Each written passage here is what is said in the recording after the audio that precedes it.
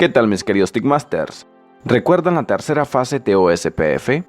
En esa fase, la métrica juega un papel importantísimo.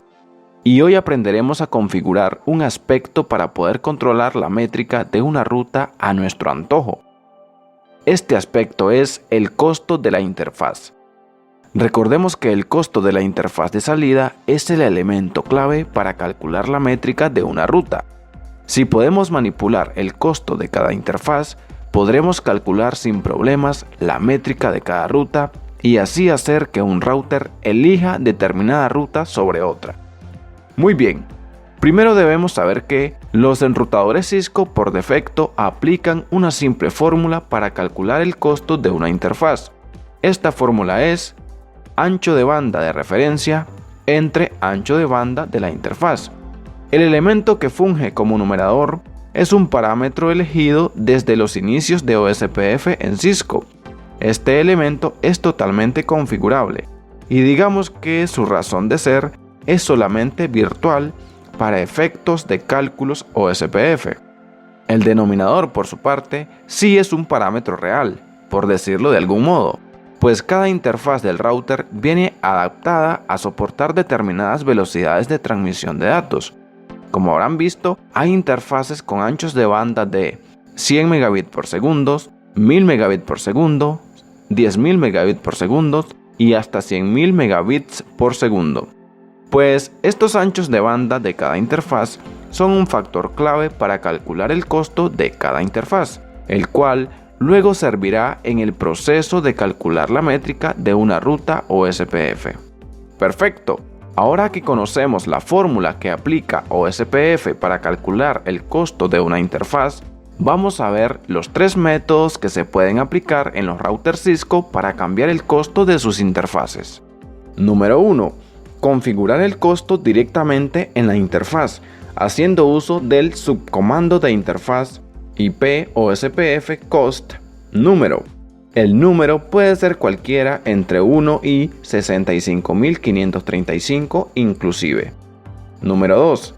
Dejar que el router aplique la fórmula descrita anteriormente, pero cambiando a propósito el valor del denominador, es decir, cambiando el ancho de banda de la interfaz. Y número 3. Dejar que el router aplique la fórmula, pero esta vez cambiando el ancho de banda de referencia, es decir, el numerador de la fórmula. Naturalmente, si cambiamos el numerador o denominador de la fórmula, el resultado cambiará. Sin embargo, Cisco recomienda cambiar solamente el ancho de banda de referencia, en otras palabras, el valor del numerador. Y antes de pasar a configurar estos métodos, debo explicarles primero lo siguiente. Cisco por defecto utiliza un ancho de banda de referencia de 100.000. Y esto se refiere a 100.000 kilobits por segundo, o lo que es lo mismo, 100 megabits por segundo. Recordemos que este es el numerador de la fórmula. Pero aquí pasa algo interesante. Cisco redondea el resultado de la división hacia arriba. Y para que podamos ver lo interesante, debemos ver los anchos de bandas por defecto de las interfaces más habituales.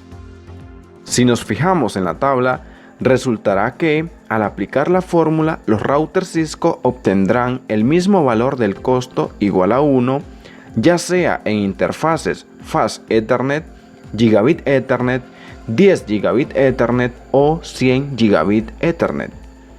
Pero si realizamos la división por nuestra cuenta, obtendremos valores distintos a 1.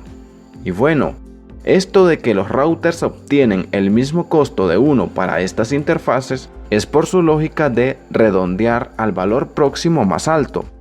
Y por esta razón es preciso cambiar el valor del ancho de banda de referencia, lo cual hacemos con el comando. Aquí el valor que le demos estará denotado en unidades de megabits por segundo.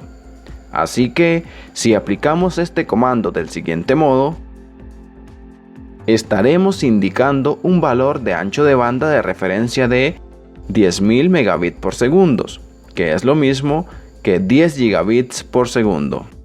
De este modo, cuando OSPF aplique la fórmula para calcular el costo de la interfaz, una interfaz Fast Ethernet obtendrá un costo de 100. Una interfaz Gigabit Ethernet obtendrá un valor de 10. Y una interfaz 10 Gigabit Ethernet obtendrá un valor de 1.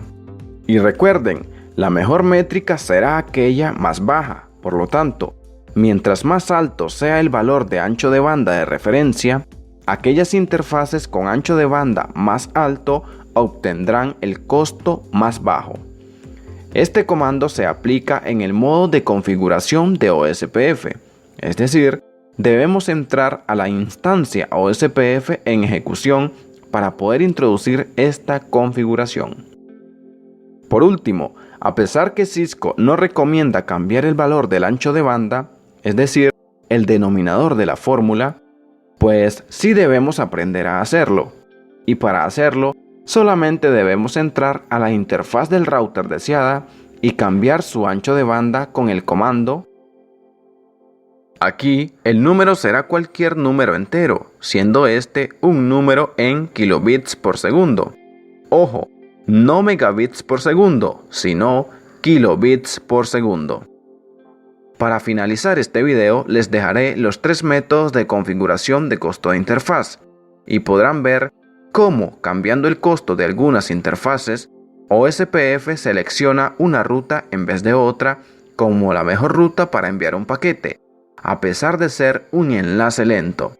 Y esto lo hago solamente con el fin de que aprendamos a manipular a nuestro antojo la métrica de cada ruta.